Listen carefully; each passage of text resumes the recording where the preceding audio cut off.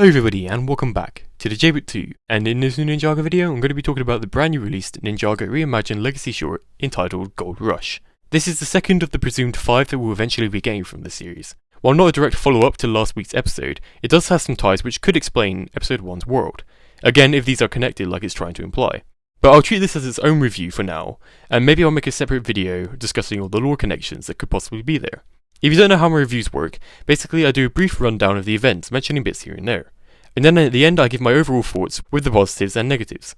And unlike the actual reviews that I'm doing for season 15 right now, I won't be putting on any sort of ranking until the series is over. But I might mention in these episodes if I enjoyed this one more than the last one, if I do. Anyways, with all that out of the way, let's get into the review.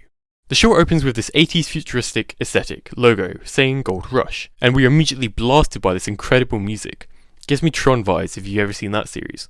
We see Kai and Nia racing through a futuristic Ninjago, arguing about who broke this artifact that they call the Idol of Unity. They're trying to make their way to Borg Tower, but we find out what's chasing them.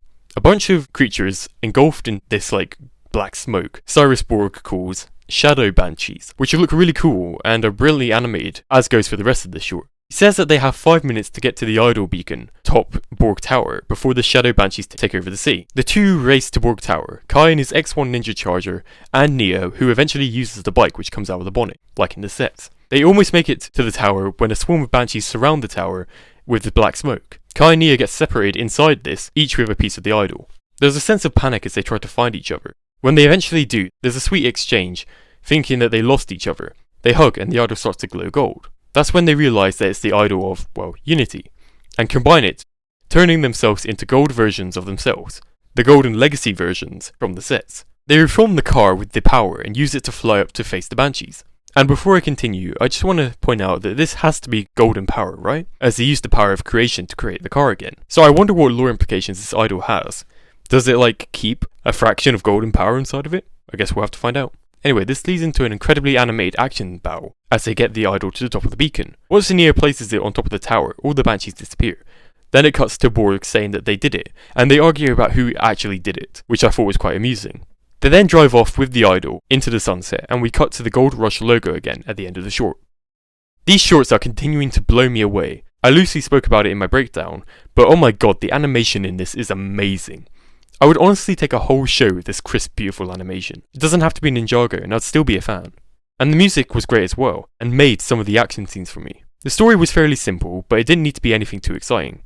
The Shadow Banshees are a very interesting new foe, at least I think they're new. Unless my mind's blanking and they showed up in a random filler episode. The one negative I have is that I want more. Next week will probably be another animation style, as they're going along this trend. I want more of this style and this music and everything. It's just made for a really fun thing to watch. Only 3 minutes, I want more. Please Lego, please. I wonder if they're using these shorts as a way of testing to see what animation styles work well with the community. But hopefully they don't change the Ninjago animation design, as I spoke about in another video.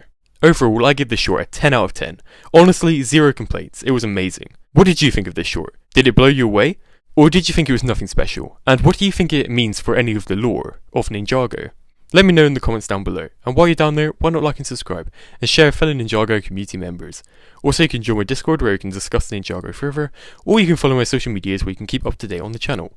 Thank you so much for watching this video, and I will see you in the next one. Goodbye!